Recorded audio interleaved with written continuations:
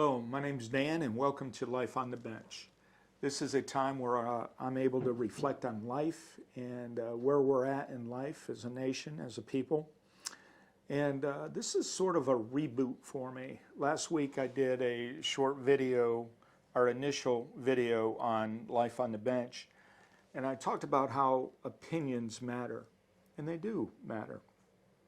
And so today I want to address why they matter and the purpose of opinions, and then I wanted to talk a little philosophy with you, just a little bit. Again, opinions matter. They're essential to who we are as a person, to our identity.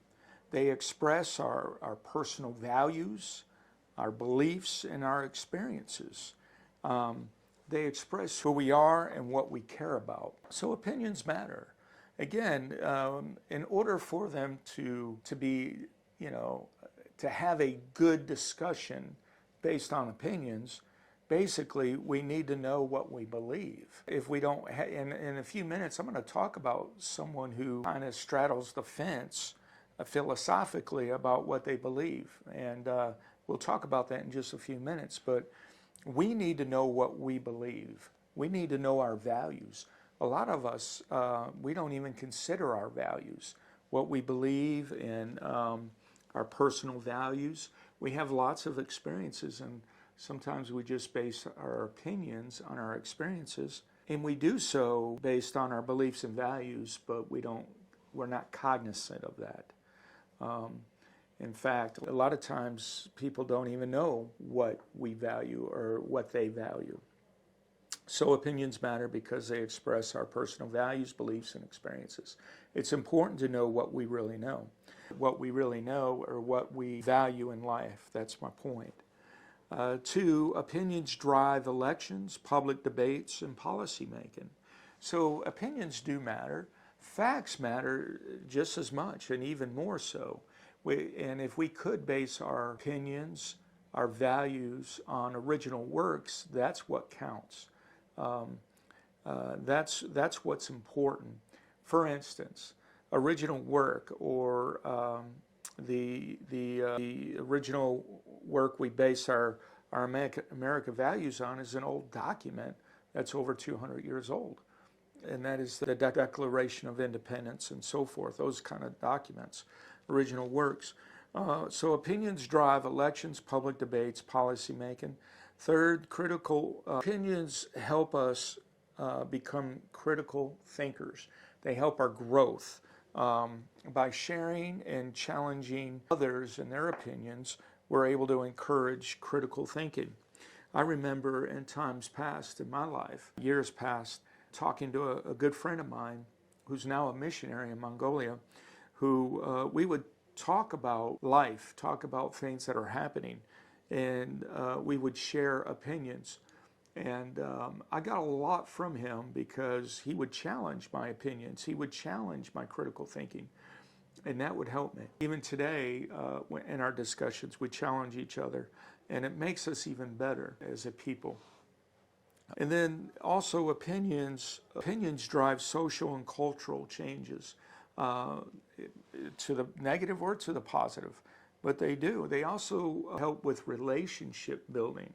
Opinions help build connections between people.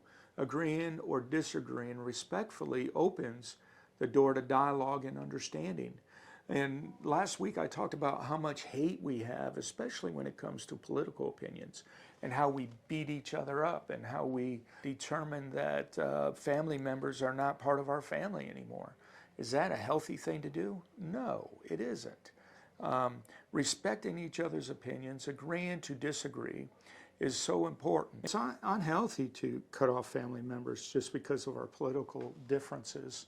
And each of us on both sides of the aisle really need to come together and just learn how to agree to disagree.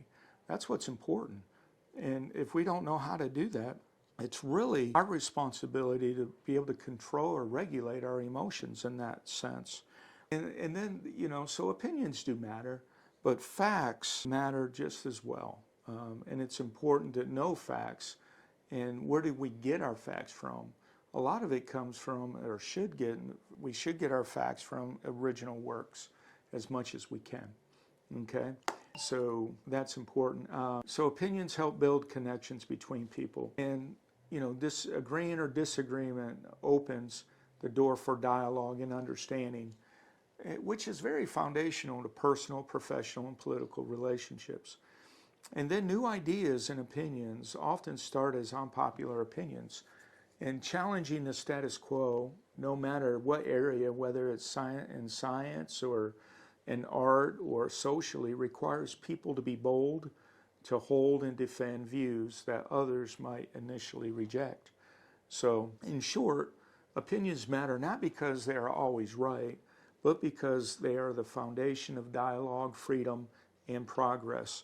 So it's very important to be aware of what we believe and what we value.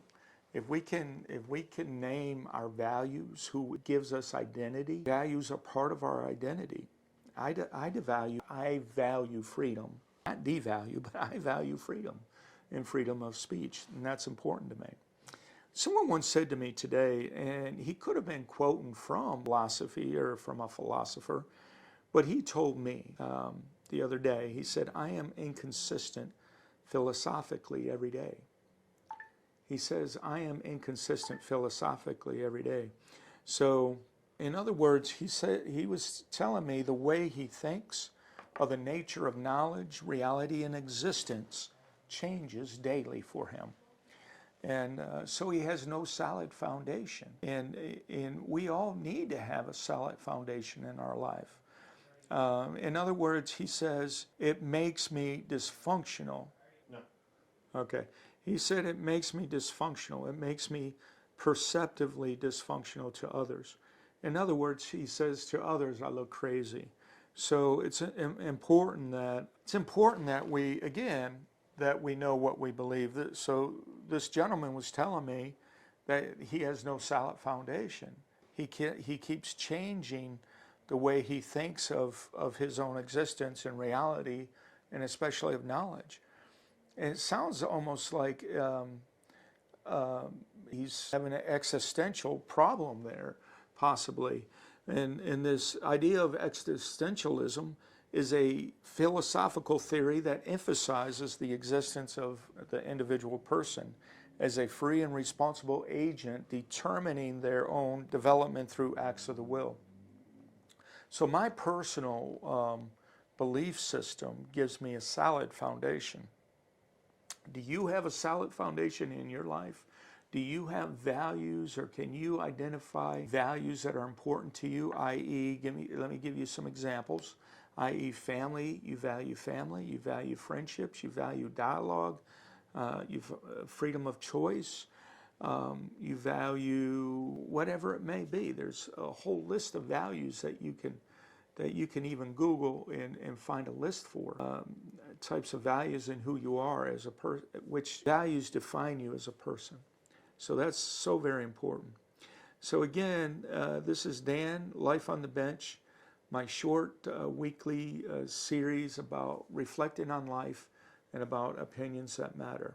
Have a good day.